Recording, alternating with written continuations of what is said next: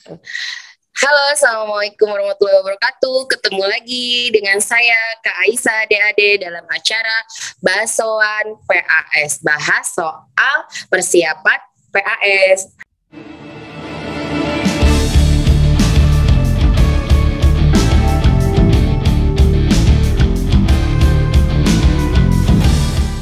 Nah, di sini kakak akan membahas soal-soal kimia kelas 12. Nah, soal berikutnya itu adalah tentang materi penyetaraan reaksi redoks. Ingat, penyetaraan reaksi redoks itu kuncinya bukan hanya jumlah atomnya yang harus sama, tapi jumlah muatannya juga harus sama, gitu ya. Nah, caranya itu dia ternyata ada dua cara guys. Ada pakai cara setengah reaksi, ada pakai cara PBO. Cara setengah reaksi langkahnya gimana? Pertama, kalian tuliskan dulu mana yang reaksi reduksi, mana yang reaksi oksidasi. Di sini kakak punya kunci 3D-nya guys. Kunci 3D-nya itu kalian cukup cari senyawa yang mirip aja. Cukup cari senyawa yang mirip. Artinya kalau di sebelah kiri ada unsur C sama O-nya, maka di sebelah kanan kalian cari senyawa yang ada unsur C dan juga unsur O-nya. Kalau di sebelah kiri ada unsur Cr-nya, kalian cari yang kanannya juga yang ada unsur Cr-nya. Berikutnya adalah samakan atom yang biloksnya akan berubah tadi. Biasanya atom yang biloksnya berubah itu yang bukan O sama H, gitu ya. Ketiga, baru kalian samakan atom O dengan atom H. Caranya, kalau dia dalam suasana asam, maka kita samakan atom O dengan menambahkan H2O di ruas yang kekurangan O. Untuk menyamakan atom H dalam suasana asam berarti kita tambahkan H+. Untuk suasana basa berarti kita tambahkan O menyamakan atom O-nya dengan menambahkan H2O di ruas yang kelebihan O. Sedangkan untuk menyamakan atom H dalam suasana basa berarti kita menambahkan OH-. Ini sorry ya, ini harusnya dia menambahkan OH-. Berikutnya keempat, baru kita samakan muatan dengan cara menambahkan elektron. Dan elektron itu harus ditambahkan di ruas yang muatannya lebih besar. Gitu ya. Kalau gitu kakak lanjut ke soal berikutnya, yaitu sebelum ke soal berarti ada metode bilangan oksidasi. Caranya berbeda dengan yang tadi. Kalau ini nggak usah dipecah-pecah jadi dua buah reaksi. Kalau ini cukup samakan atom yang biloksnya akan berubah. Kedua, kita tentukan biloks unsur yang biloksnya berubah tersebut. Kemudian kita cari berapa perubahan elektronnya. Sehingga nanti jumlah elektronnya harus dibuat sama dengan mengalihkan jumlah elektron tersebut. Ketiga, gunakan perubahan biloks tersebut sebagai perubahan koefisien dengan cara dikali silang, baru kita samakan atom O dan atom H-nya. Caranya sama dengan yang setengah reaksi yang tadi, gitu ya. Nah, lanjut aja kita bahas ke soal ya guys. Soal nomor 6 di sini dia menanyakan merupakan reaksi redoks. Berarti redoks itu dia yang terdiri dari reaksi reduksi dengan yang terdiri dari reaksi oksidasi. Reaksi reduksi sebetulnya ada 3 teori ya. Ada yang pakai cara serah terima elektron, ada yang pakai cara pakai oksigen, ada yang pakai cara naik turun biloks. Nah, yang disebut dengan elektron berarti di sini dia yang menerima elektron. Sedangkan oksigennya berarti dia yang melepas oksigen dan yang biloksnya turun. Kalau oksidasinya berarti dia reaksinya yang melepas elektron, menerima O2 dan terjadi peningkatan biloks. Gitu ya. Nah, cuma kalau kita harus nyari satu-satu mana yang naik, mana yang turun, kan agak lama ya. Maka di sini kakak punya kunci 3D-nya biar bisa menjawab dalam 1 detik. Caranya gimana? Kalau yang ditanyakan reaksi redoks, kalian cukup mencari yang ada unsur bebasnya. Cukup cari yang ada unsur bebasnya.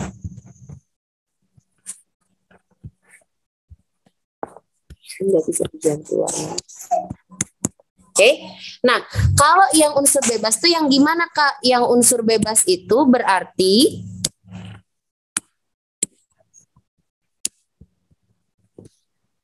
kebagi menjadi dua kunci 3D-nya. Ada yang homo, ada yang jomblo. Kalau homo itu artinya dia adalah unsur diatomik, guys. Jadi yang molekul unsur. Kalau jomblo berarti dia jadi logamnya aja gitu ya. Diatomik contohnya ada apa aja, Kak? Diatomik itu contohnya adalah orang naik haji, pakai celana, berem, indah. Kalau jomblo berarti logam, dia cuma sendirian, tidak berpasangan. Mg doang, Na doang, Ca doang gitu ya. Sekarang kita lihat yang nomor 1 ada unsur bebasnya nggak? Nggak ada. Nomor 2 ada unsur bebasnya nggak? Ada ya guys, dia ada Cl2, ada unsur homonya. Yang nomor 3 ada unsur bebasnya nggak? Nggak ada juga ya. Nomor 4 dia ada unsur bebas, ada yang jomblo, ada yang homo gitu ya. Yang nomor 5 dia juga tidak ada unsur bebas. Maka jawabannya adalah 2 dan 4, yaitu yang D. Oke, next kakak lanjut bahas soal nomor 7 ya guys. Soal nomor 7 di sini dia menentukan bilangan oksidasi. Ingat, bilangan oksidasi dari O aturannya itu adalah selalu min 2 guys. Berarti kita masukkan di sini bilangan oksidasi Cr itu berubah dari berapa menjadi berapa. Kita lihat aja di kirinya dalam senyawa apa? Cr2O72- berubah menjadi Cr3+. Nah, O tadi biloksnya adalah min 2. Caranya gimana? Kalau dia poliatomik itu yang gimana, Kak? Poliatomik itu adalah yang ada muatan di atasnya. Maka total biloksnya dia itu akan sama dengan muatan.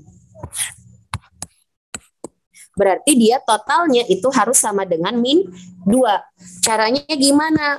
Min 2-nya dikalikan dengan jumlah O-nya. Min 2 kali 7. Hasilnya adalah min 14. Min 14 ditambah berapa biar hasilnya min 2 kan gitu. Atau kakak tulis di bawahnya aja ya biar nggak pusing. Min 2 kali 7 itu adalah min 14 ditambah berapa biar hasilnya nanti jadi min 2 kan gitu ya. Berarti ini ditambah, karena CR-nya ada 2, dia jadi 2X itu sama dengan min 2. Maka 2X itu sama dengan adalah plus 12, maka X-nya sama dengan plus 6. Maka di sini CR-nya biloksnya adalah plus 6. Nah, yang kanannya itu adalah senyawa ion. Ingat, kalau ion, maka biloksnya itu akan sama dengan muatan. Maka di sini karena muatannya plus 3, maka biloks dari Cr-nya adalah plus 3. Maka dia berubah dari berapa menjadi berapa? Dari plus 6 menjadi plus 3, yaitu jawabannya adalah yang B.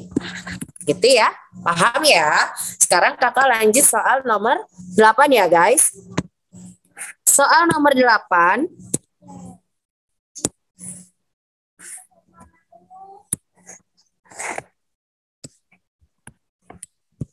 Di sini, berdasarkan reaksi di atas, zat yang bertindak sebagai reduktor dan hasil oksidasi. Ingat, kalau dia reduktor, itu artinya zatnya justru mengalami oksidasi.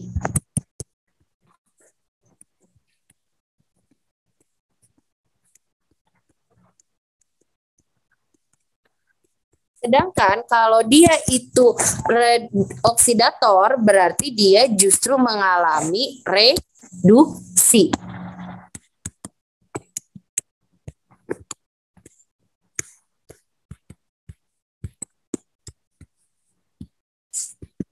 Sedangkan kalau hasil oksidasi berarti lihatnya hasil oksidasi aja gitu ya. Nah, untuk reduktor dan oksidator itu kalian lihat yang ada di ruas sebelah kiri. Sedangkan kalau hasil oksidasi dan hasil reduksinya, kalian lihatnya yang ada di ruas sebelah kanan. Berarti mau nggak mau kita tentukan siapa yang naik, siapa yang turun. Kira-kira unsur mana nih yang biloxnya akan berubah. Dalam hal ini berarti dia ada KMNO4 ditambah H2SO4, ya nggak? Ditambah FeSO4 menjadi K2SO4 ditambah MnSO4 ditambah Fe2SO4 3 kali. Nah, yang selain yang ada di aturan golongan 1A, 2A, 3A, F, O, dan H itu ada unsur Mn, S, dan Fe. Tapi S di sini di kiri dalam SO4, di kanan juga dalam SO4. Maka S ini biloxnya tidak akan berubah gitu ya guys. Berarti yang berubah adalah Mn sama Fe-nya. Kita cari bilox Mn sama Fe. K-nya itu adalah plus 1. O-nya itu biloxnya adalah min 2. Min 2 kali 4, min 8. Min 8 tambah plus 1, jadi min 7. Min 7 tambah berapa biar hasilnya 0? Jadi hasilnya adalah plus 7. Sedangkan FeSO4 itu dia akan berubah menjadi Fe2 plus dan juga SO4 2 min. Maka bilox Fe-nya itu adalah plus 2. MnSO4 juga sama, dia terionisasi menjadi Mn2 plus dengan SO4 2 min, maka bilox Mn-nya adalah plus 2. Sedangkan Fe2SO4 3 kali terionisasi menjadi Fe3 plus dengan SO4 2 min, maka bilox Fe-nya adalah 3. Sekarang kita lihat Mn dari 7 ke 2 itu ternyata dia turun 5 elektron. Kalau turun berarti mengalami reaksi reduksi. Kalau reduksi berarti dia disebut oksidator gitu ya. Sedangkan Fe-nya dari 2 ke 3 itu dia naik sebanyak 1 elektron. Kalau naik berarti dia mengalami reaksi oksidasi.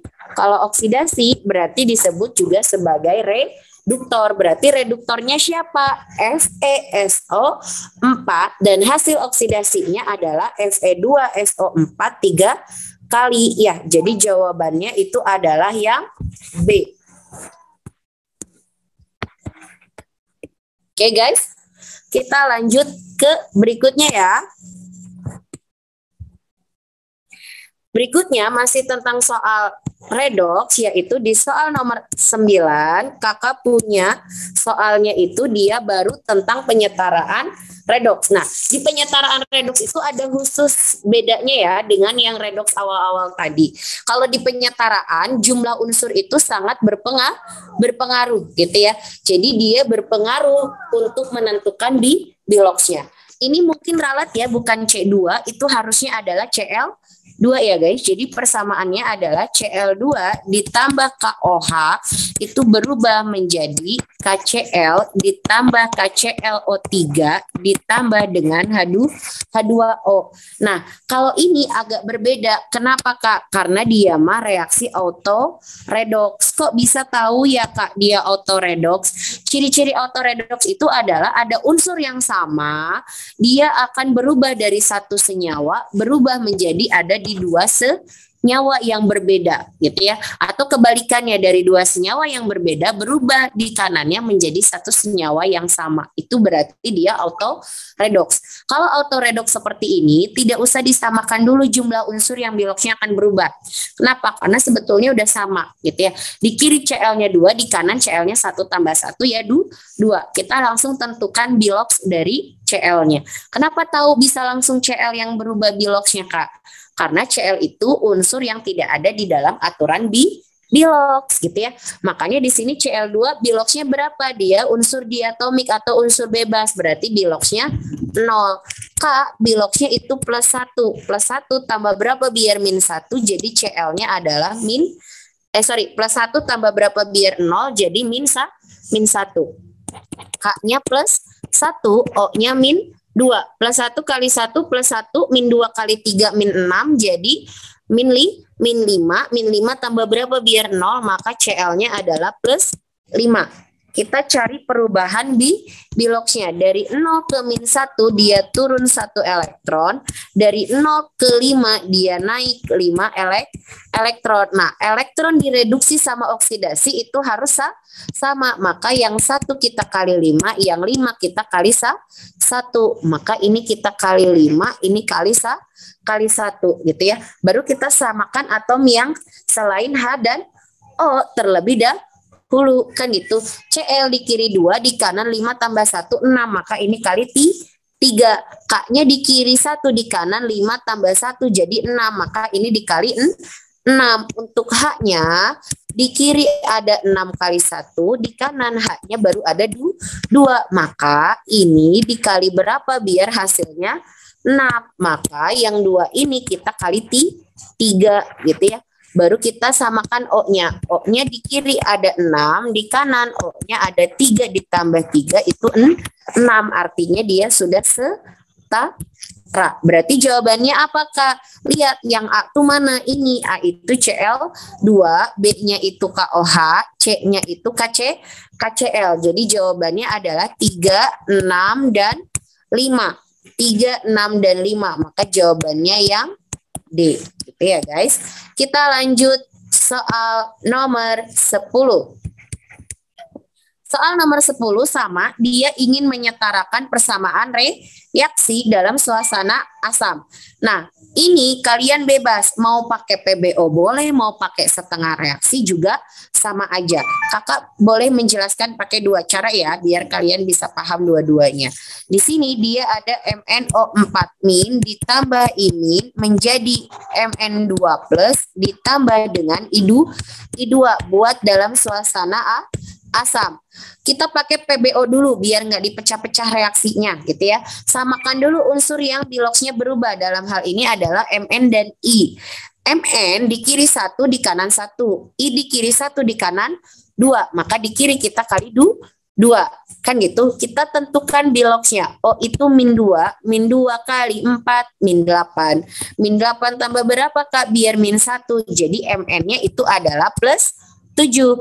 I-min itu min 1 karena koefisiennya ada 2 dikali 2 jadi min 2. Mn2 plus ion berarti biloxnya sama dengan muatan. I2 unsur bebas jadi biloxnya 0.